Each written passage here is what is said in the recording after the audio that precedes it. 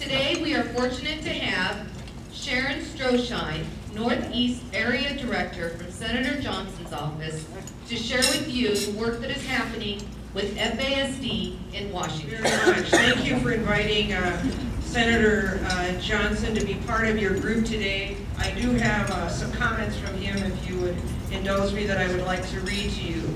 I extend my sincere gratitude to the Chiesman Foundation for Democracy's Fetal Alcohol Spectrum Disorders Center for their efforts to promote education regarding FASD in our state and for hosting this very important workshop. A special thank you to Dr. Jean Hoyme, Dr. Mark Gary, and the numerous other FASD advocates and professionals throughout the state for their continued work on behalf of individuals with FASD and their families. With the leadership of these dedicated individuals, we've made some important progress in FASD. The impact of FASD in South Dakota and across the country is devastating, yet sometimes goes unrecognized or undiagnosed. Increasing awareness and identification of FASD in service settings is key to connecting individuals to the health, education, counseling, and support services that they need and that they deserve. This assistance and support ensures individuals have the chance to lead a full and productive life. The tragedy of FASD must also be addressed at the source by increasing awareness that any amount of alcohol during pregnancy can have heartbreaking, lifelong effects.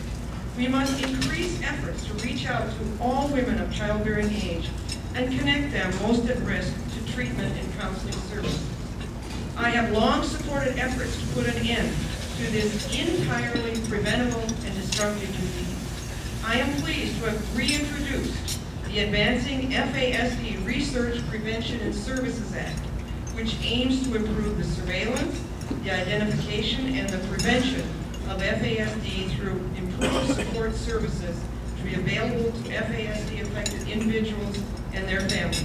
I will continue working with my colleagues in Washington to advance policies and efforts that strengthen education and awareness programs just like those that you are participating in today. Thank you for your commitment to addressing issues related to FASD in our state, and best wishes for a successful and informative workshop. Sincerely, Tim Johnson, United States Senator. Thank you so much.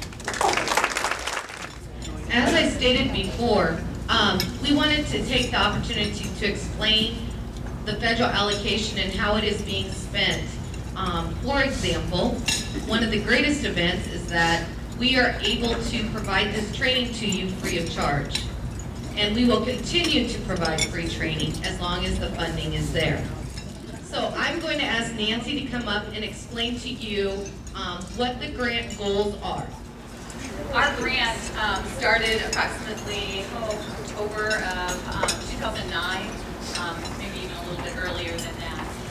It's funded by the Department of Health and Human Services, and its aim, really our long-term goal or aim of the whole grant and everything that we do under the grant has to do with improving the well-being of individuals with FASD and their families. And so we're looking at all avenues of their life. We have two basic goals, and then all of our action under these two goals have to do with these two goals in some way. So we want to, in everything that we're doing throughout this next year, we want to be raising the awareness of FASD across the state of South Dakota. The grant is written so that we are looking at three populations of people: the parents or caregivers, the educators, and the service providers. And we are trying to promote into kind of a twofold way. One, we are working to put in our input on the importance and value for the diagnosis to be included in the DSM-5. We got the kind of news on that today that's not looking so good, but we have the good news of what we need to do to get that diagnosis into the DSM-6 if it isn't in the DSM-5. So we're looking and we're working with professionals on those meetings to do that. But secondary and more immediate, in April, we have Dr. Hoyme is scheduled to present and drafted two medical professionals professionals to hopefully train other physicians across the state so that we have more areas to go to so you can refer people to other physicians to make that diagnosis. But we will, that are working on support groups across the state and getting several support groups put together so that parents can have a place to lean on one another, learn about service availability, learn about techniques and strategies that might be important for them to get support from one another. And Nora Botham is one of the lead people. She's a part of our advisory committee, lead people that is setting up parent support groups. Another thing that the grant is doing is providing FASD training. And we're doing that in a number of different ways. To the different population groups, offering trainings like this for free, where we have our keynote speaker and several other speakers giving information on research, information. Later today you'll be hearing some things on the adult population of FASD, strategies and things like that. We also individually in our program, myself as an educational trainer, and we have Lynn Qua, who is also an educational trainer, will go into different organizations and give workshops on what FASD is, strategies that can be used, prevalence, and some of those facts and information on FASD. The directory we put together at the beginning of this grant, and it's online. I have the address there. It goes from how to refer in and where the places are that can currently diagnose FASD in the state.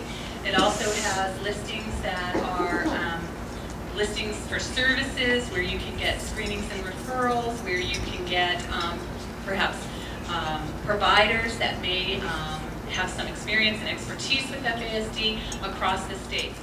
We want to educate the higher ed programs that are training our future teachers. When we had parent roundtables across the state, one of the #1 things that was introduced was that the education system needs to know more about FASD and have some viable strategies for them to work with young children all the way into high school, older children, the adolescent population too.